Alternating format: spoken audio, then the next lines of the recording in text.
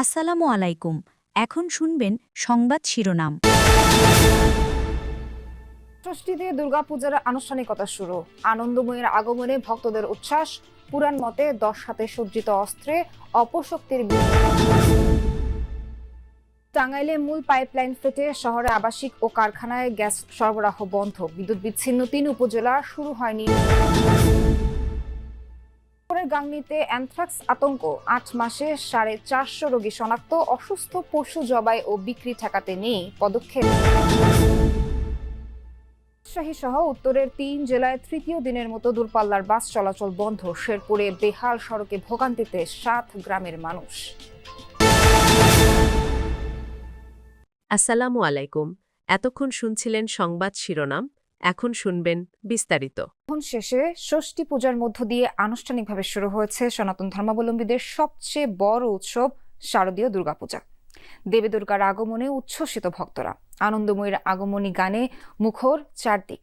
আগামীকাল মহাসপ্তমীর সকালে চক্ষুদানের মধ্য দিয়ে প্রাণ প্রতিষ্ঠা হবে ত্রিনয়নী দেবীর প্রতিমায়।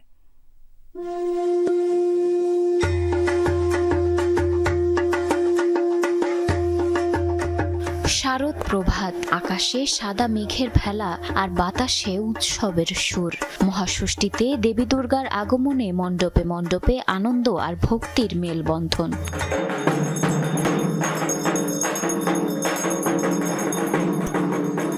ষষ্ঠী পূজার মূল আকর্ষণ মহামায়ার বোধন। মন্ত্রোচ্চারণের মধ্য দিয়ে শুরু হয় দেবীর আরাধনা। বিহিত পূজার পর দেবীর আমন্ত্রণ ও অধিবাস দিয়ে মূল দুর্গোৎসবের সূচনা হয়। সনাতন ধর্মাবলম্বীদের বিশ্বাস, অশুভ শক্তি দমন করে শুভ শক্তির জাগরণ ঘটাতে এদিন থেকেই পৃথিবীতে অবতীর্ণ হন দেবী দুর্গা।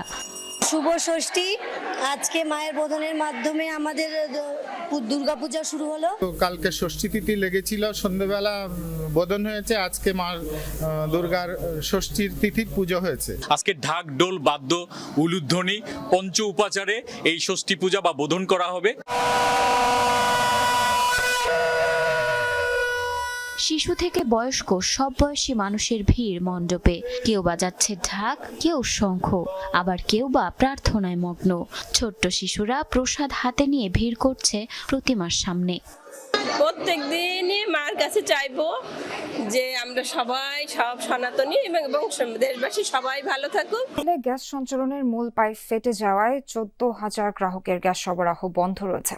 রোববার সকালে সদর উপজেলার শিবপুর এলাকায় ঘটনা ঘটে।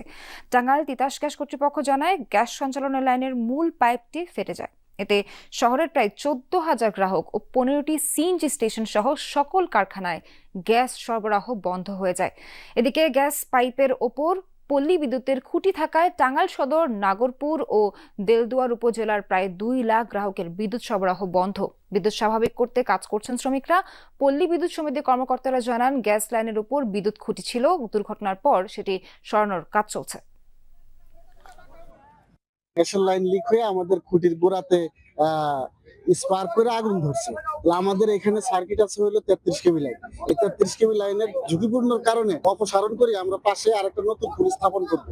উপরে থেকে আগুনের কয়েকটা লিলিহা পড়লো, পড়ার পরে তখন নিচে থেকে এরকম ভাবে পানি, ওই যে এটা দেখতেছেন, মার্কটা দেখছেন, রড, দ্বিতীয় রড, ওই পর্যন্ত স্টেপ বাই বলে উঠতেছে।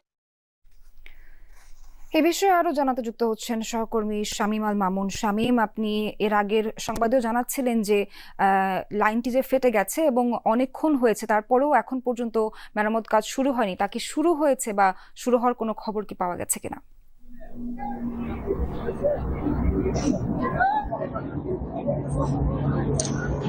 নাবিলা সোহার, আমি এই মুহূর্তে রাবড়া বাইপাসের যে শিবপুর এলাকা রয়েছে সেই এলাকাতে রয়েছে, যেখানে গ্যাসের লাইনটি ফেটে গিয়েছে এবং ফেটে যাওয়ার পরপরই কিন্তু টাঙ্গাইল শহরের যে গ্রাহকদের বিদ্যুৎ গ্যাসের লাইন এবং বাকি যে সিএনজি পাম্প এবং কারখানাগুলো রয়েছে সেগুলো কিন্তু গ্যাস সরবরাহ বন্ধ রয়েছে।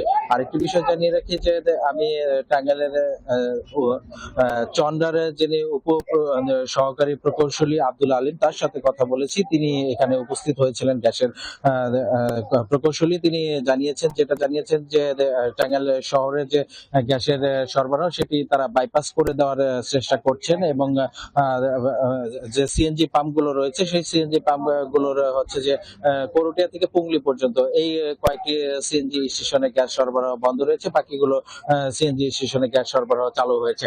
আরেকটি বিষয় জানিয়ে রাখি যে পল্লী বিদ্যুতের খুঁটির নিচে যেহেতু গ্যাসের লাইন এবং খুঁটির কাজ এখন পর্যন্ত বিদ্যুৎ অফিস থেকে পল্লী বিদ্যুতের অফিসের লোকজন চালিয়ে যাচ্ছে। তারা কিন্তু প্রায় আর 1 ঘন্টা নাগাদ তারা কাজ করতে পারলেই হয়তোবা আগামী 1 ঘন্টা পর বিদ্যুৎ অফিসের যে পল্লী বিদ্যুতের 3টি উপজেলাতে বিদ্যুৎ সরবরাহ বন্ধ রয়েছে, তারা কিন্তু গ্রাহকরা বিদ্যুৎ পেয়ে যাবে, এমনটি জানিয়েছেন পল্লী বিদ্যুতের কন্ট্রাক্টর। আরেকটি বিষয় জানিয়ে রাখি যে আজকে হয়তোবা এই গ্যাস সরবরাহ পুরোপুরি স্বাভাবিক হবে না, কালকে সকাল থেকে হয়তোবা পুরোপুরি স্বাভাবিক হবে, এমনটি জানিয়েছেন উপপ্রকৌশলী সোহাগ। শামীম জানাচ্ছিলেন পরিস্থিতি স্বাভাবিক হতে কিছুটা সময় লাগবে। ধন্যবাদ আপনাকে। মেহেরপুরের গাংনীতে উদ্বেগজনক হারে বাড়ছে অ্যানথ্রাক্স রোগীর সংখ্যা। গেল 8 মাসে শনাক্ত হয়েছে প্রায় 450 রোগী। স্থানীয়দের অভিযোগ, অসুস্থ পশুকে নিয়ে সংশ্লিষ্টদের নিয়ে কার্যকরী পদক্ষেপ আর ভ্যাকসিন কার্যক্রম সঠিকভাবে পরিচালনা না করার পেছনে জনবল সংকটকে দায়ী করছেন উপজেলা প্রাণী সম্পদ কর্মকর্তা। মেহেরপুর গাংনীর বেদবাড়িয়া গ্রামের কামরুল সালেহা দম্পতি সম্প্রতি নিজেদের পোষা ছাগল অসুস্থ হলে জবাই করেন তারা। মাংস কাটার সময় কাকতালীয়ভাবে দুজনেরই 2টি আঙুলের কিছু অংশ কেটে যায়। পরে সেই ক্ষতস্থানে তৈরি হয় ঘা। পল্লী চিকিৎসকের পরামর্শে উন্নতি না হওয়ায় যান সদর হাসপাতালে। সেখানেই জানতে পারেন অ্যানথ্রাক্সে আক্রান্তের কথা। আর একটু গুতা নাইলো নাকি সাইডে 2 দিন গাছ খাইতে আসলে ব্যথা করলো না করি। তারপরে দিন ধরেন আমি আস্তে আস্তে বাড়িতে খাওয়া দাওয়া করি, নৌকা মানে হাঁটে যায়, খাওয়ার পরে একটু কমিছে, এখন ভালোই আছি। কামরুল সালেহার মতো উপজেলার আরো কয়েকটি গ্রামে এই প্রাদুর্ভাবের খবর পাওয়া গেছে। রোগাক্রান্ত পশুর মাংস খাওয়া এবং এর সংস্পর্শে গিয়ে আক্রান্ত হলেও অনেকেই জানেন না এর ভয়াবহতা। স্থানীয়দের অভিযোগ, অসুস্থ পশু জবাই ও বিক্রি বন্ধে কার্যকরী পদক্ষেপ না থাকায় বাড়ছে অ্যানথ্রাক্সে আক্রান্তের সংখ্যা। যখন 1 লাখ 1.5 লাখ টাকা দামের গরু, তখন তো আর ফেলে দেওয়া যায় না, তখন তো হয়েছে জবাই করে দেয়। কষ্ট যদি খাওয়া যায় তখন অনেকজন অসুস্থ হয়ে যায়। ডাক্তাররা গ্রামে আসবে, সেই বিষয়ে কথা বলবে, জানবে, খোঁজ খবর নেবে, কিন্তু এগুলো কেউ করে না। আবার ওষুধ কিনতে গেলে ওষুধের প্রচুর দাম। মানুষও কিন্তু আমরা আতঙ্ক হয়ে আছি যে এরকম একটা রোগ কেন আমাদের ছড়াইছে। সচেতনতার পাশাপাশি আক্রান্তদের দ্রুত সেবা নেওয়ার পরামর্শ দিয়েছেন চিকিৎসকরা। অ্যানথ্রাক্স আমাদের শরীরের ভিতরে, আমাদের অন্ত্রে, ইন্টেস্টাইন যেটা আর কি, পাকস্থলী বা বিভিন্ন জায়গায় ছড়িয়ে পড়তে পারে। তখন কিন্তু আর এটা সহজে সারবে না, তখন এটা আমাদের দেখা যাচ্ছে ডেথ রেট কিন্তু 100%। জনবল সংকটের কারণে অসুস্থ পশুর ভ্যাকসিন কার্যক্রম সঠিকভাবে পরিচালনা করা যাচ্ছে না বলে জানান উপজেলা প্রাণী সম্পদ কর্মকর্তা। প্রাণীগুলা থেকে আমরা যদি অ্যানথ্রাক্স কন্ট্রোল করতে চাই, আমাদের 85% বা 85% প্রাণীকে টিকার আওতায় নিয়ে আসতে হবে এবং এটা রুটিনলি এই প্র্যাকটিসটা চালু রাখতে হবে। যেটা বর্তমান আমার যে সক্ষমতা, এই সক্ষমতায় আমাদের এটা বাস্তবায়ন করা খুবই কঠিন।